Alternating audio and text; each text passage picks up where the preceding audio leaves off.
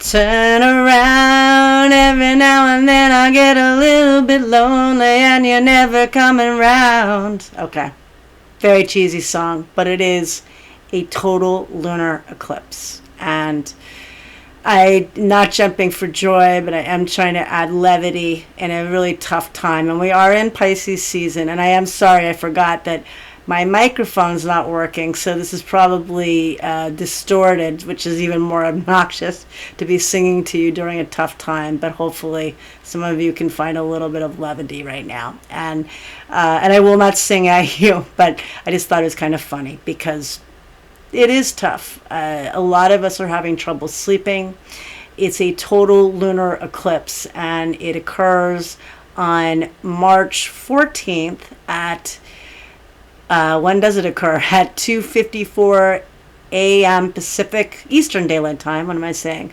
March 13th at 11:54 p.m. Pacific Daylight Time, and March 14th at 2:54 a.m. Eastern Daylight Time. And this total lunar eclipse occurs at 23 degrees and 56 minutes of Virgo. And, you know, I thought about this last night when I was up till about 4 or 5 in the morning, getting close to 5 in the morning, as many of us are struggling to sleep with all of this intense energy. Mars is out of bounds and still will be through April 7th, which means it is not playing by the rules, and it's very fired up energy. And bear in mind that Venus and Mercury are basically playing cosmic frisbee back and forth, in that Venus initially retrograded in the sign of Aries, which is ruled by Mars. Venus retrograded on March 1st at 10 degrees and 50 minutes of Aries. So Venus is retrograde in this total lunar eclipse chart, and it's going to return to the sign of Pisces on March 27th. And it will station direct on April 12th at 24 degrees and 38 minutes of Pisces. And Mercury retrogrades on the 15th at 26 degrees, at 9 degrees and 36 minutes of Aries. And then it's going to station direct on April 7th at, it's going to station at 26 degrees and 49 minutes of Pisces, so close to where Venus stations, within 2 degrees, and also very close to opposing this total lunar eclipse. So there are so many messages that both Venus and Mercury are conveying to us, and the two actually are meeting up in the sky today at 9 degrees of Aries. So they're conjunct in the sky, and that is nice energy. But realistically, we also have Saturn meeting up with the Sun meeting up with Saturn, I should say, in Pisces. That is, where are the roadblocks in your life?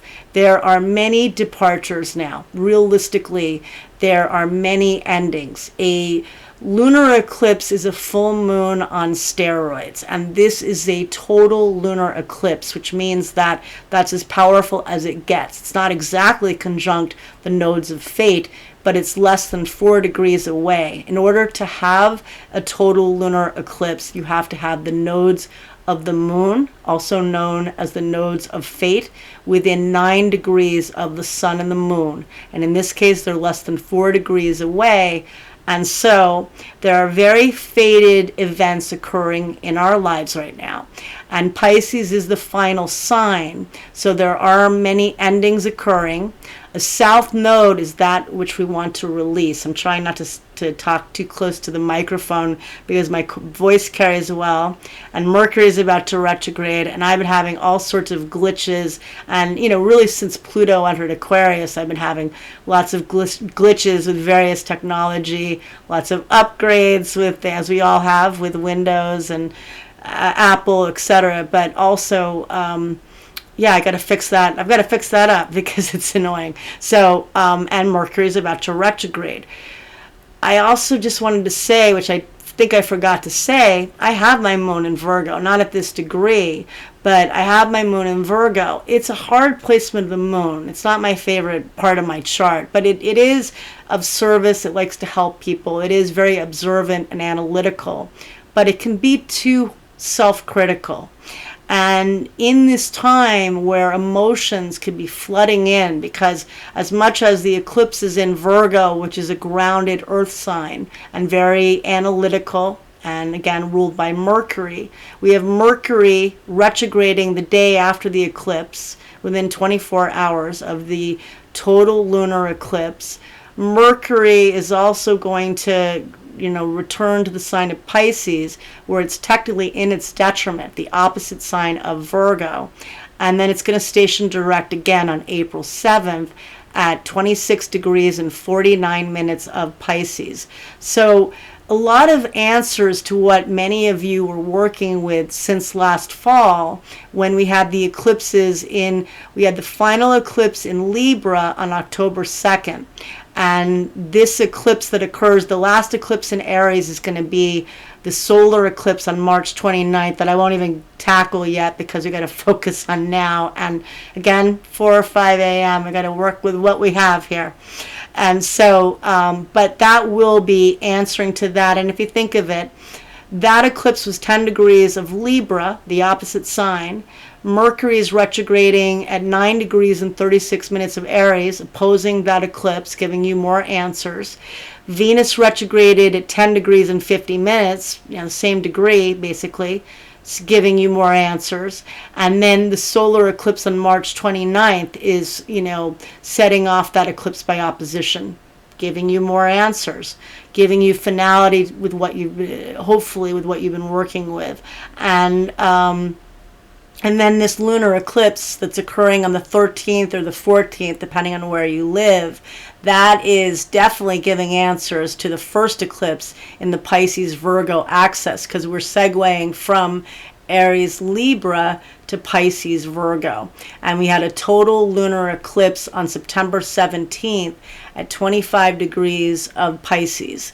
And so that was a big eclipse. And now Venus and Mercury, when they station, are answering back. This a total lunar eclipse in Virgo is answering back. And if this is not a time to really, so again, don't be really harsh with yourself, because the Pisces energy is very emotional. You have Saturn, Neptune, and the North Node, the last decan of Pisces. You've got Neptune at the final degree of Pisces, where many people feel like there's no way out. It can feel very lost, very scary. And I've talked about it a lot, the fixed star Shiat. I would suggest you look it up. It's Scheat, and it is a fixed star connected with misfortune and with self-sabotage and self-undoing. But I know people that have it in their charts, very prominent, that are the higher vibration. We have choices, and they've used their experience, and there's so much wisdom at that final degree of the zodiac, of all the signs that precede 29 degrees of Pisces. That's the last degree of the zodiac. And so these two people in particular that I know embody the kindness, the empathy. They are so creative. And so we have choices, but there are many right now that really feel like they have no way out. And I think, really checking in with those people, but also with yourself. How are you feeling?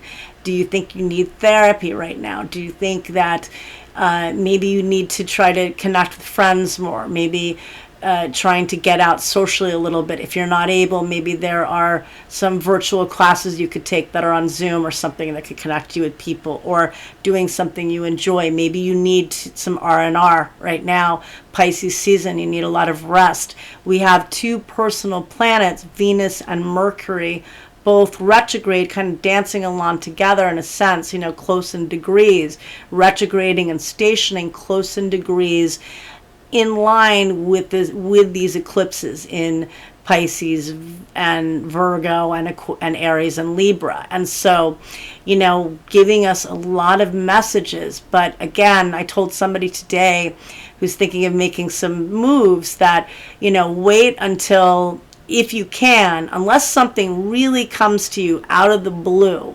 Again, the nodes of karma. If something comes in that's a big opportunity, seize it. That's a big deal.